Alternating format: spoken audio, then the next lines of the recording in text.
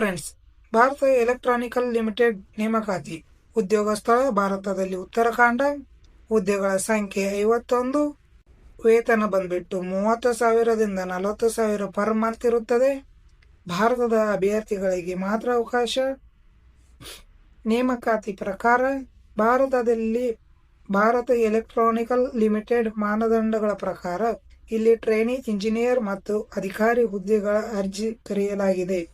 ವಯೋಮಿತಿ ಬಂದ್ಬಿಟ್ಟು ಭಾರತದಲ್ಲಿ ವಿದ್ಯುತ್ ಇಲಾಖೆಯಲ್ಲಿ ಭಾರತ ಎಲೆಕ್ಟ್ರಾನಿಕಲ್ ಲಿಮಿಟೆಡ್ ಮಾನದಂಡಗಳ ಪ್ರಕಾರ ಇಲ್ಲಿ ವಯೋಮಿತಿ ಜನವರಿ 1, 2026 ನಿಯಮಗಳ ಪ್ರಕಾರ ಕನಿಷ್ಠ 18 ವರ್ಷದಿಂದ ಗರಿಷ್ಠ 28 ವರ್ಷ ಹೊಂದಿರಬೇಕು ಹಾಗೂ ಮಾನದಂಡಗಳ ಪ್ರಕಾರ ವಯೋಮಿತಿಗಳು ಕಡಿಲಿಕೆ ಇರುತ್ತದೆ.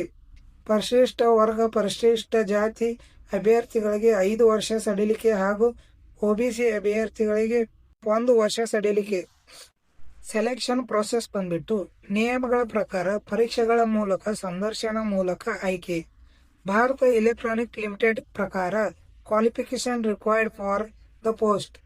ಅರ್ಜಿ ಸಲ್ಲಿಸುವ ವಿದ್ಯಾರ್ಥಿಗಳಿಗೆ ವಿದ್ಯಾರ್ಹತೆ ಹೇಗಿರಬೇಕು?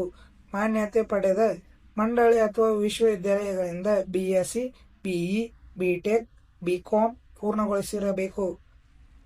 ಅಪ್ಲಿಕೇಶನ್ ಫೀಸ್ ಬಂದ್ಬಿಟ್ಟು ನಿಯಮಗಳಿಗೆ ಅನುಸಾರವಾಗಿ ಅರ್ಜಿ ಶುಲ್ಕ ಇತರೆ ಎಲ್ಲ ವರ್ಗದ ಅಭ್ಯರ್ಥಿಗಳಿಗೆ ₹150 ಇರುತ್ತದೆ. ಪರಿಶಿಷ್ಟ ವರ್ಗ ಪರಿಶಿಷ್ಟ ಜಾತಿ ವರ್ಗದ ಅಭ್ಯರ್ಥಿಗಳಿಗೆ ಯಾವುದೇ ಶುಲ್ಕ ಇರುವುದಿಲ್ಲ.